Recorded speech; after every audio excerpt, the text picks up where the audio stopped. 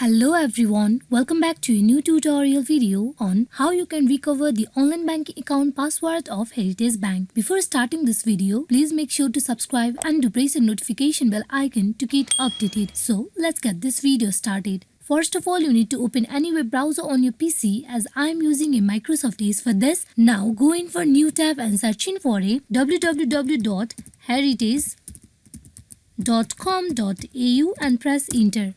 Here you will be directed to the official webpage of Heritage Bank. There you can see the login option on top right side of the screen. You click on login. Now here you will see the login form page where you need to provide your member number and password. Then click on login where you will get directly logged in into your online banking account of Heritage Bank. As we are going to recover our member number and password, there you can see forgotten your member number or password. Then you need to call in this number that is highlighted in red so that you will get assistance regarding your issue and how to solve them. Then you go in for further instruction that has been provided. Then you will be able to recover your password of online banking account of Heritage Bank. Hope this video is fruitful for you all on how you can recover the online banking account password of Heritage Bank. Thank you.